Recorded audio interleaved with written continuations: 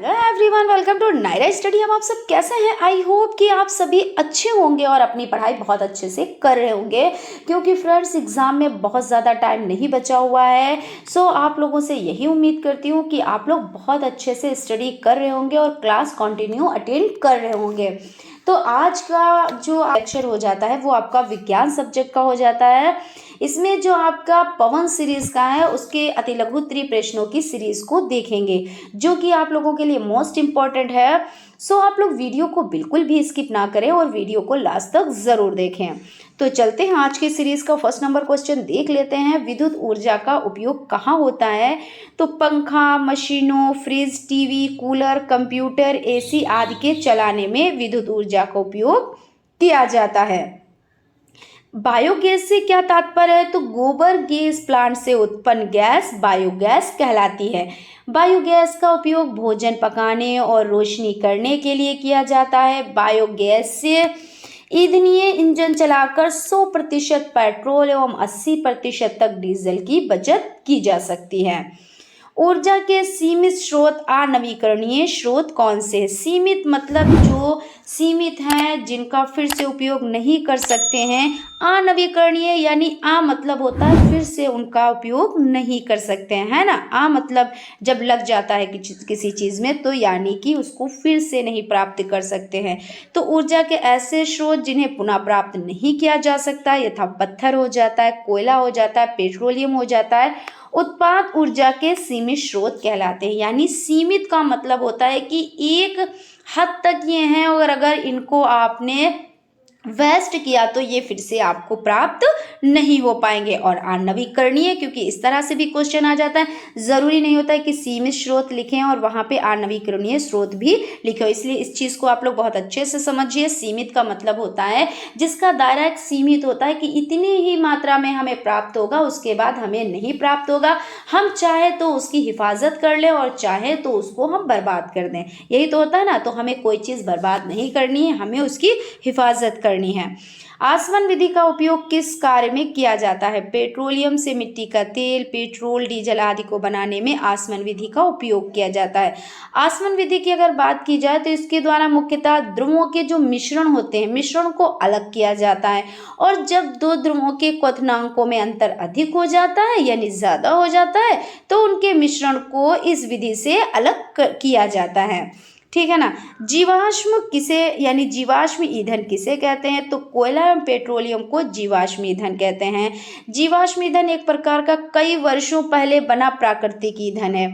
ये लगभग 65 करोड़ वर्ष, कब? तो 65 करोड़ वर्ष पूर्व जीवों के जलकर उच्च दाब और ताप में दबने से हुई ये ईंधन पेट्रोल, डीजल, घासलेट आदि के रूप में हमें प्राप्त होता है। ऊर्जा के असीमित स्रोत नवीकरणीय। असीमित मतलब जो हम यूज़ कर लें और वो हमको फिर से पुनः प्राप्त हो जाते हैं। नवीकरणीय यानी नए तरीके से फिर से हमें मिल जाते हैं। तो ये कौन कौन से हैं? वायु, जल, बायोगैस एवं सूर्य पुनः प्राप्त होने वाले ऊर्जा के स्रोत हैं। इन्हें ही ऊर्जा के असीमित स्रोत कहा जाता है। देखिए, जो जल ऊर्जा है और आपकी बायोगैस हो जाती है और सूर्य ऊर्जा हो जाता है, ये हमें कैसे प्राप्त होता है? मुफ्त में प्राप्त होता है, इसके लिए हमें कोई भी चार्ज नहीं देना पड़ता है। रुधिर को ऊर्जा कहाँ से प्राप्त होती है? तो रुधिर को ऊर्जा भोजन से प्राप्त होती है। जीवन के अस्तित्व को बनाए रखने के लिए कौन से साधन आवश्यक हो जाते हैं? तो जीवन के अस्तित्व के लिए भोजन, कपड़ा, मकान, यातायात, शिक्षा और मनोरंजन के साधन अति आवश्यक हो जाते हैं। वैकल्पिक ऊर्जा के कौन कौन से स्रोत हैं? तो सौर ऊर्जा, गतिमान वायु, जल, समुद्री ज्वार भाटा, जैव मात्रा, बायोमास वैकल्पिक ऊर्जा के साधन है। सोलर कुकर से आपका क्या आशय है? सौर ऊर्जा को ऊष्मा के रूप में एकत्रित करके इसको सोलर कुकर द्वारा भोजन पकाने में किया जाता है। सोलर सेल किसे कहते हैं? सूर्य की प्रकाश ऊर्जा को विद्युत ऊर्जा में बदलने की उक्ति को सौर सेल कहा जाता है। अधिक संख्या में विद्युत धारा प्राप्त करने के लिए अधिक संख्या में सोलर सेलों को जोड़ा जाता है, जिसे सोलर पैनल कहते हैं। सोलर पैनल का प्रयोग विशेष रूप से कहाँ किया जाता है? तो दूरस्थ ग्रामीण क्षेत्रों जहाँ विद्युत उपलब्ध नहीं है, वहाँ रोशनी, रेडियो, टीवी तथा जल पंप चलाने के लिए सोलर पैनल का प्रयोग विशेष रूप से किया जाता है। पवन ऊर्जा क्या है? वायु के गतिशील होने से उत्पन्न गतिज ऊर्जा को पवन ऊर्जा कहते हैं। क्या जल ऊर्जा का स्रोत है? बहते हुए जल में गतिज ऊर्जा होती है। अब क्वेश्चन आ जाए कि बहते हुए जल में कैसी ऊर्जा होती है, तो बहते हुए जल में गतिज ऊर्जा होती है। इस गतिज ऊर्जा को जल विद्युत संयंत्र द्वारा विद्युत ऊर्जा में बदला जाता है। इस प्रकार बहता हुआ जल ऊर्जा का स्रोत हो जाता है। क्या ज्वार भाटा ऊर्जा के स्रोत हैं?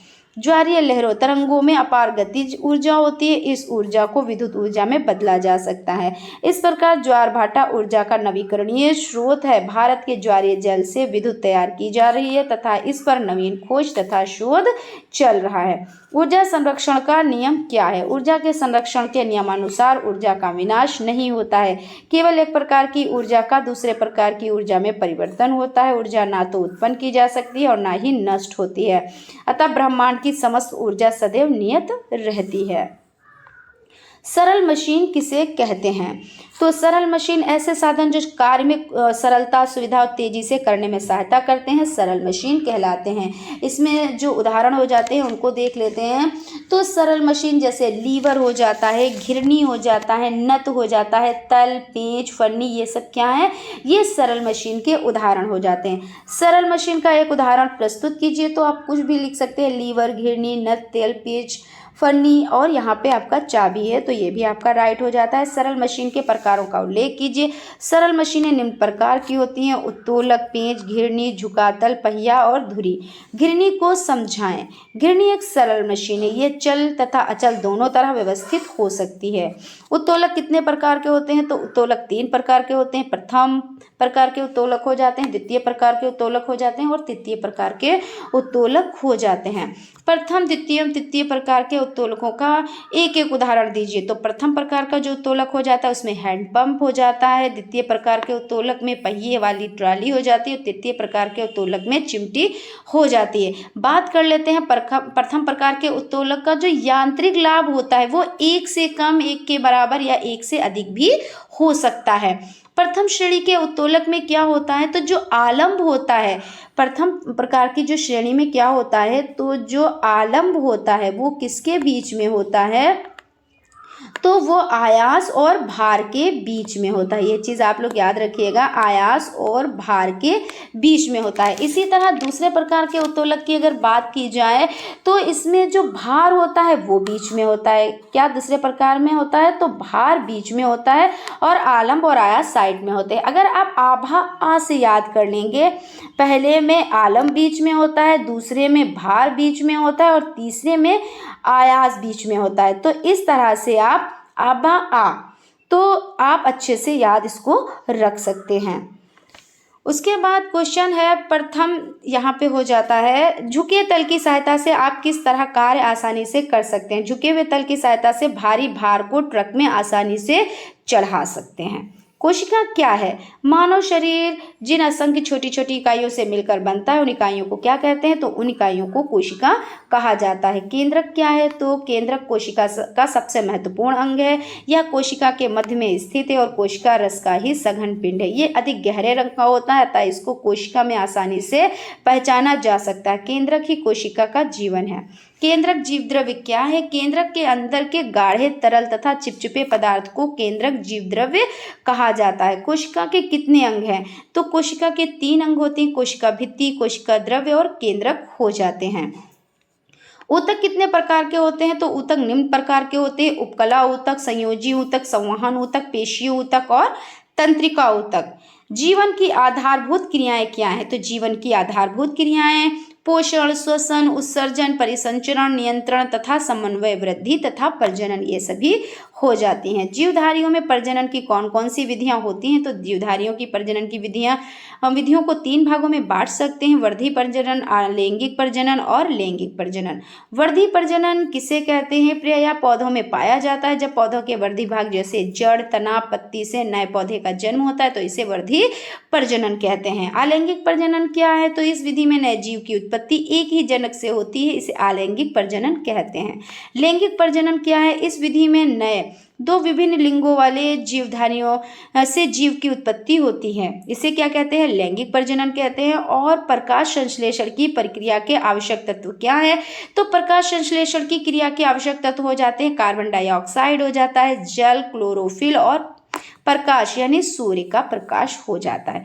उत्सर्जन किसे कहते हैं? जो अपशिष्ट पदार्थ होते हैं ना शरीर के अंदर, तो उन जो निकलते हैं उनको अपशिष्ट पदार्थ कहते हैं, उत्सर्जन कहते हैं उनको, यानी अपशिष्ट पदार्थ जो निकलते हैं उन्हें क्या कहते हैं? तो उत्सर्जन। शरीर में पाचन की क्रिया द्वारा शरीर में उपस्थित अपशिष्ट पदार्थों को बाहर निकालने की प्रक्रिया उत्सर्जन कहलाती है। जैसे पसीना निकलता है ना, तो ये क्या है? तो ये उत्सर्जित होता है। मानव शरीर को कितने भागों में बांटा जा सकता है? तो मानव शरीर को निम्न भागों में बांटा जा सकता है: सिर, मस्तिष्क, ग्रीवा, धड़, हृदय, उदर, शाखाएं, अधोशाखा, श्वसन अंग, ये हो जाते हैं। मानव कंकाल को कितने भागों में बांटा जा सकता है? तो मानव कंकाल को 2 भागों में बांटा जा सकता है: अधीय कंकाल और अनुबंधी कंकाल हो जाता है। पेशियां यानी जो पेशियां हैं वो कितने प्रकार की होती हैं? पेशियां 2 प्रकार की होती हैं: ऐच्छिक पेशियां और अनैच्छिक पेशियां। मनुष्य में कितने प्रकार के दांत पाए जाते हैं? तो 4 प्रकार के दांत पाए जाते हैं। कितने प्रकार के दांत पाए जाते हैं? तो 4 प्रकार के। भोजन में पाए जाने वाले पोषक तत्वों का नाम: कार्बोहाइड्रेट हो जाता है, प्रोटीन, वसा, विटामिन, खनिज, रफेज, ये सभी क्या हो जाते हैं? तो ये भोजन में पाए जाने वाले पोषक तत्व हो जाते हैं। रफेज किसे कहते हैं? छिलके वाले अनाज या सब्जियों में सेल्यूलोज नामक रेशेदार पदार्थ पाया जाता है जिसे रफेज कहते हैं। ये चीजें आप लोग ध्यान रखिएगा कि रफेज किसे कहते हैं। तो जो छिलके वाले अनाज या सब्जियां होती हैं इनमें सेलुलोज नामक रेशेदार जो पदार्थ पाया जाता है, रेशेदार पदार्थ को ही रफेज कहते हैं। विटामिन को कितने प्रकारों में बांटा जा सकता है? तो vitamin A, vitamin B, vitamin C, vitamin D, vitamin E और विटामिन के।